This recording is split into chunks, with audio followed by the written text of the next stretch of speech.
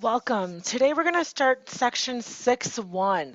So 6.1 is all about roots and radical expressions. And our learning target for today is just being able to find nth roots. So today I left it really easy. I think it's going to turn out to be a nice root because you guys probably remember back from Expo, when we do square roots, some numbers like the square root of 25 is easy. It just gives you 5. But then there's the others that aren't as simple. So today I'm just going to start off with some basic examples to explore the ideas of radicals. So we're going to dive a little bit deeper than we did back in Expo though. Okay, so there's more than just square roots. That's one that you're used to, right? That here, if 5 squared gives me 25, then that also means this is true, that the square root of 25 equals 5. Today we're going to explore this idea that we can take it deeper than that. We can do more with these powers. So for example, 5 cubed. 5 cubed is 125, which means if I take the cube root of 125, I'm going to get that 5 back. So just like how when I square something, a square root undoes it, well, cubing something also has that reverse. You can cube root it. And this keeps going. So here, 5 to the 4th power is 625. And again, you can undo that as well. Take the 4th root of 625, you get that 5 back. So every one of these powers has a radical that undoes it, okay? So let's talk about just some common vocabulary to make sure we understand these terms we're going to be hearing. So first, really easy, radical sign. So the radical sign is that sign itself, okay? And you've heard me use this synonymously with root. Now, another thing that you should know is now we're going to talk about the index of the root, okay? The index of the root is basically just what power is that root. So a square root has an index of 2. And if you recall, when we talk about square rooting, we never really show the 2 is just assumed to be there. However, the index of a cube root would be 3.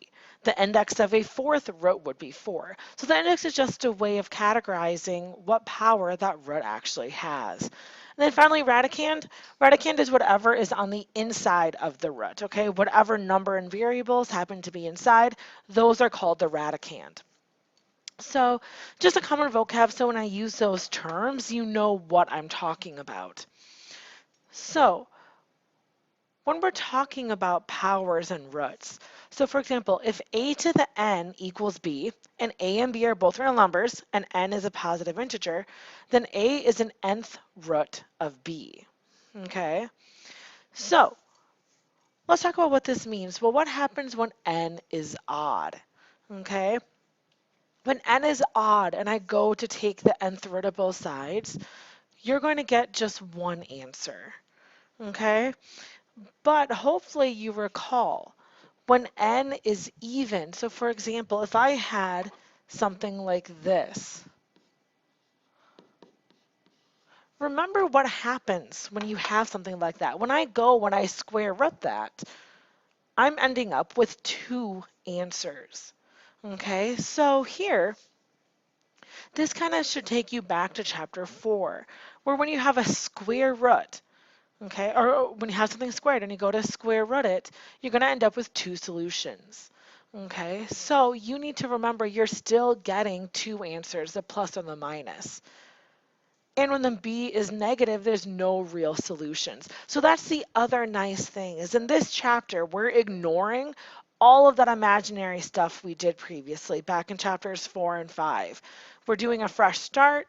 Now with all these radicals, we're just saying, you know, we only want things that are real. Okay, so we're ignoring all of those other things. So in the directions say to find the root are in words, I apologize, are in words, treat it like you're solving an equation, which means for even roots, remember your plus and minus. Okay, so exactly like what I set up here, that if I'm telling you take the square root of 16, well, treat that like you're solving that equation, the x squared equals 16, okay? And in doing so, that's going to help you remember that you need your plus and minus. So let's take a look at what all of this means in some examples, because I've thrown a lot of stuff at you already. So find all the real square roots of each number. Okay, so finding the real square roots. So square root of 169. Well, what you're going to notice is I already passed out this sheet to you, right? Your powers chart. That powers chart is going to help you. So when I'm finding square roots, that's going to be in that second column, okay? The second power. So 169 is on my list. So what's the answer? Well, the answer is 13. However, remember, when the directions are in words, take this or find the square root. So that means that you're treating it like you were solving the equation of x squared equals 169. So that means when you find this, for even roots, you need to remember your plus or minus, okay? Because remember, a square is an even root, and even, you should remember that plus minus. 196, that is also on our list. So what's the square root of 196? Well, you're going to get 14. And again, because it's even, we have to remember we actually have two solutions if we were solving that as an equation of x squared equals 196. Negative 121. So that's taking us back to this idea. If we were to square root a negative number, hopefully you recall we are not getting any real solutions. Okay, remember in this chapter, we can ignore non-real things. Okay, we can just say they're not real. We don't have to go any deeper with them. And of course, I can ask you to do this for cube roots as well. So cube roots are odd, so I don't have to worry about that plus or minus. Okay, that's only for even roots. Okay, so 64, well, this time we're dealing with third powers. So I find 64 on that list, scroll over, well, my answer is going to be 4. 125 is also on that list, and I go over, the cube root of 125 would just give me 5. 216 is also on that list. Now, with odd powers, with odd roots, it is acceptable to have a negative answer. So if it started as negative, the negative is going to carry through to your answer. So again, just some of the little caveats you have to keep straight. Okay, evens need a plus or minus when you take the root. Odds, you don't need plus or minus, but you could end up with negatives in the original problem. And fourth roots. So fourth roots, we're going to move to our fourth column, our fourth power. And again, fourth is even, which means we're going to need our pluses and minuses again. Okay, just like when we were solving equations. So 256. 256 turns into plus or minus 4. 16 over 81. So that one, both of those numbers are on my list, right? So 16 and 81 are both on my list. So if I'm asking you to do a fraction like that, the 16 will turn into a 2, the 81 will turn into a 3, and again, because it was an even root, you need your plus or minus to show that you were getting two different answers when you took that root.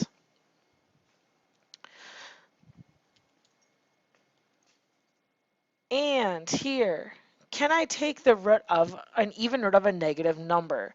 No, you cannot. So for this one, another example of no real solution.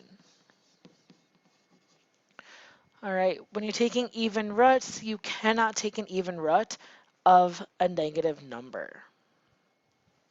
All right, so that's showing you all the rules for when the directions are find the root. Okay, so let's take a look at what happens when we have this. So when it's written out in its radical form and you just want to simplify, you only use that principal root, okay? So here, I'm not going to worry about pluses or minuses when the root is already written, okay? So that's what this is saying, okay? No more plus minus when the root is written out for you, okay? And that's something very important to keep straight come test time is knowing when when do we use the plus and minus and when do we not need it. When the root is written out, you do not need the plus or minus. So square root of 169. Well, square root means we're in this column. 169 is going to give me an answer of 13. The cube root of negative 512. So cube root is a third power. Because it's an odd power, it's okay to have a negative in there. And in fact, that negative is just going to carry through into my answer.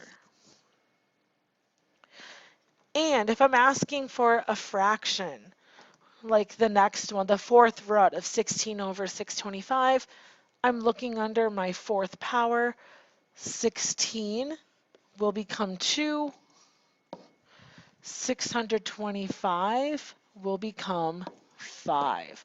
So you can just look at the top and bottom separately when you look it up in the table. So again, thing to know from this brief section is when you have it already written out, you do not need that plus or minus anymore. That's only when you're dealing with word instructions to take the root. So what about when we start throwing in variables, okay? When we start throwing in variables, some of the rules change, okay? So simplifying radical expressions with variables. The first thing that you're going to do is you're going to take the nth root of the number, okay? So I always focus on the number first, okay? And then I ask myself, how many times can n go into the exponent of the variable? Okay, and that becomes the x or its exponent outside of the radical. And then there's one other rule that we have to watch out for. And this is only if it's an even root. Okay, when it's an even root, we use what's called the even, odd rule to assess if a variable needs the absolute value. So that's what I was talking about up here. When do you need the absolute value? Well, you need that absolute value when it's an even, odd rule. So if its power is even, if the root is even, and if its power ends up being odd, then to make sure that we aren't using negative values inside of the root, we need an absolute value. So once again, I know I'm throwing a lot of different rules at you all at once. So let's take a look at how this is going to play out. Okay, so let's just look at some examples. Square root of 16 to the x to the 8 power. So square root of 16. Square root of 16 is going to give me 4. And x squared, well, this is a root 2, okay? So how many times can that 2 go into 8? Well, it can go into 8 4 times. Okay, so it's going to pull out of the root as an x to the 4. And now, this rule we have to take into account. So because we had an even root, we need to look to see if we're going to need absolute values on this thing. And again, we call that the even, odd rule. So what that means is this is even, but that is also even, okay? So it does not fit the even, odd rule, so we actually don't have to worry about it in this context, okay? So let's move to the next example. So the cubed root of 27. So let's say you don't know that one off the top of your head. Let me scroll back up here for you. Cubed root of 27 is going to give me 3. So for this one, the cubed root of 27 is 3. 3 can go into 6 2 times, so it's going to pull out as an a squared. 3 can go into 9 3 times. Now, this is not an even root, this is an odd root, so I don't even have to worry about that rule, okay? I can just leave it as is. Again, don't have to worry about it. For the next one, fourth root of 625. Again, maybe you don't know this off the top of your head. So the fourth root of 625, I'm under my fourth root list, 625. That's going to give me a 5. So here, fourth root of 625 gives me a 5. 4 goes into 8 twice. And 4 goes into 12 3 times. Now, for that rule, the even, even, odd rule. So again, this is an even root, so it might qualify. So let's check our value. So here, this one was even, even, even, okay?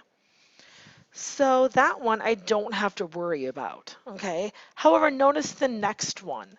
So here I'm going to erase that. So the next one, I have an even, even, odd, okay? This time when I pulled out the y, it became an odd. So what that means is that's the one that needs an absolute value, okay? So when it's written out, like when the radicals are written out, instead of pluses or minuses, we use absolute values, okay? Because that's going to guarantee that we weren't putting a negative number into that root. Because remember, that wouldn't be allowed, putting negative numbers in there. That's what the absolute values are for when we have even roots. But you only have to worry about it when you have that even, even, odd behavior in the exponents. So let's do a couple more just to make sure. So square root of 81, I'm hoping that you know is 9. Then how many times can 2 go into 4? It can go in twice. And here, if we're noticing that rule, even, even, even, so we don't have to worry about it, okay? No absolute values in this instance. Cube root of 8. If we go back to our chart, cube root of 8 is going to give us a 2. So we get 2 there. 3 goes into 12 4 times.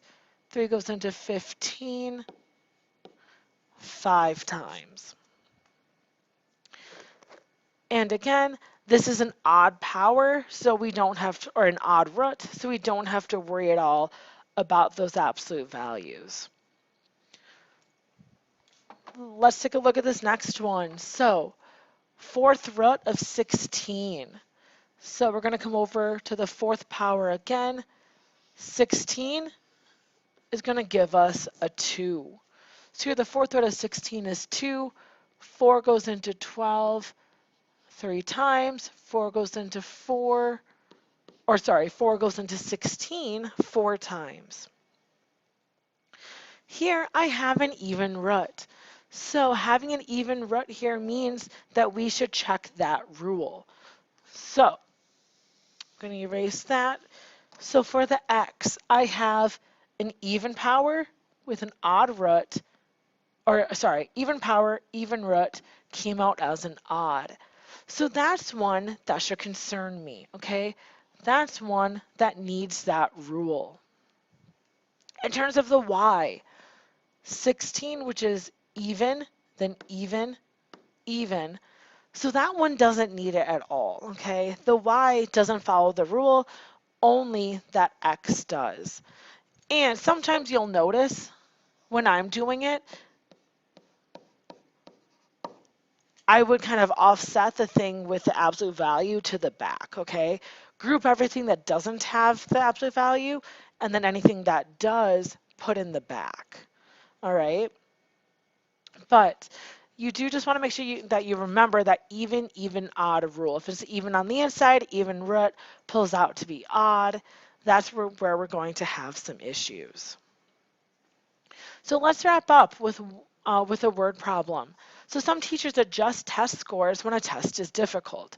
One teacher's formula for adjusting scores is A equals 10 to the square root of R, where A is the adjusted score and R is the raw score. If the raw scores on one test range from 36 to 90, what is the range of the adjusted scores?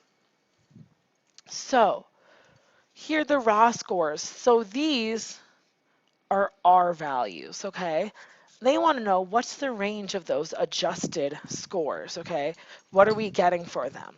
So if we want to know the range of the adjusted scores, all we really have to do is plug in those raw scores. So 10 to the square root of 36 up to 10 to the square root of 90. Those are going to give us the adjusted scores. Well, square root of 36, we already know that that's 6. So that's going to boost it up to 60 up to, well, square root of 90 isn't a nice value, right? That's not going to be a nice perfect square. So what we need to do is let's actually plug that into the calculator. All right, so that is going to give us approximately a 94.86. So that is how these scores are going to be readjusted from 60 all the way up to 94.86. All right, excellent. So thank you for joining me for this. And now I know that there's a lot of material here. So use that summary as a good chance to kind of explore some of these ideas we talked about.